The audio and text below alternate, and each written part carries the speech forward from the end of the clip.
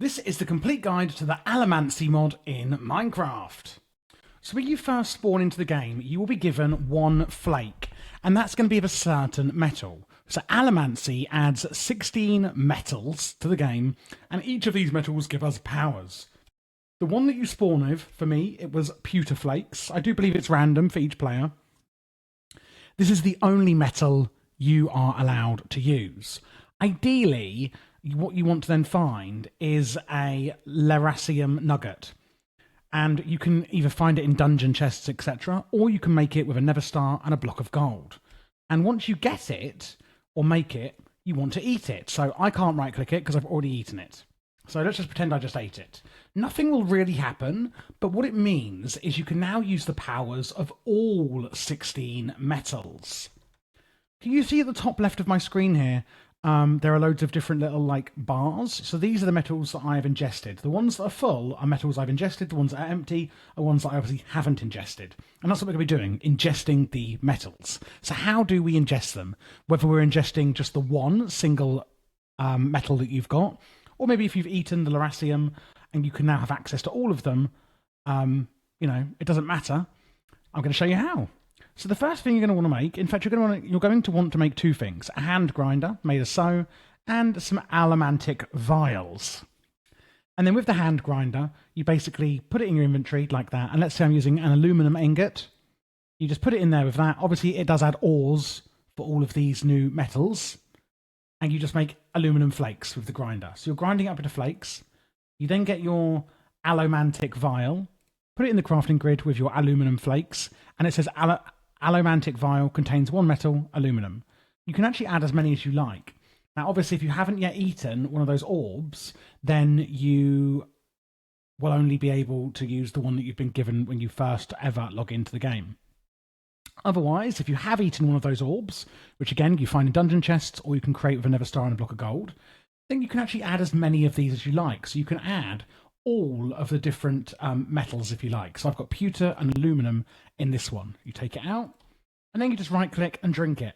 And that will fill up the bars at the top for the metal that you've drank. So if you then go to options, controls, keybinds, and we've got in here Allomancy, you have burn metals and show vial HUD. These are really the only two you need. If you want to toggle on and off the effects of each metal, which I'm going to show you in a second, you can do that as well. But the two really you're going to be using is burning metals and show vial HUD. So show vial HUD literally just gets rid of the HUD. As you can see, I'm toggling it on the top left. If I press the other keybind, it brings up this circle here.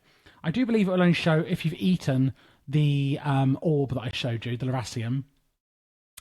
Can you see that some are greyed out? That's because I haven't ingested any of these metals, and therefore these bars are empty. The ones that are black, however, or darkened, I can click to toggle on the effect of it. And as you can see, I'm burning here. Can you see it's got little flames? I'm burning that tin. So what does each metal do? Well, they've all got different effects, and they come in pairs. They're generally kind of the yin and yang, or opposite of each other. So the ones that we have are silver, lead, bendelite, cadmium, electrum, nitrosyl, chromium, duralium, aluminum, bronze, brass, zinc, pewter, steel, tin, and iron. So we're going to start off with iron and steel. So iron here, what this is actually going to do is give you a blue line, as you can see here, towards nearby metals. And as you can see that coming out of me here, it's showing you where nearby metals are. And that's just a passive power that you get. Steel allows you to basically push yourself off of blocks. So I can go up to this block and kind of right click, and it sort of pushes me off. And it kind of gives you a bit of flight, if you see what I mean, because I can sort of jump and then click, and it will sort of push me off the block like that. That's what steel does. It also allows you to use the coin bag here, which you can make. If you have gold nuggets in your inventory and are burning steel, you can use this as a ranged weapon similar to the old beta edition bow. Iron nuggets can also be used, causing more damage but far less accurately. So you basically, while burning steel, you can right-click the coin bag to fling gold nuggets at your enemies. Then we have tin, which simply gives you night vision. Pewter, which gives you, it's actually really good, it gives you resistance, haste, jump boost, and speed, which is amazing, of course. And you'll notice that there's a few items in the mod that say, this item is too heavy for the average wearer. Pewter is what you need to be able to wield these weapons. So the Coloss blade, there's an obsidian dagger as well that doesn't really do anything. A mist cloak, just made of grey wool, giving you 25% speed. An aluminum helmet, and an inverted iron button, an iron button, and an iron lever. It says it's too heavy to be activated by ordinary means, so you must be burning pewter, must be burning pewter to activate these. We have zinc. Zinc allows you to riot the emotions of mobs, making them hostile, so anything nearby will be hostile. And they will attack each other, so farmyard animals will get attacked and things like that by each other.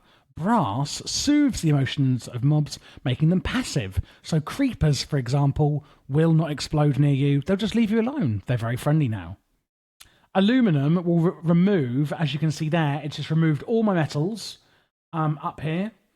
And it will remove any potion effects from you as well. So while you may be thinking, oh, that's rubbish, it's just removed my ability to use all these, I need to consume them all again. Well, imagine you've got wither or poison or something. You can use aluminum to rid yourself of those nasty poison or potion effects that may be on you for whatever reason.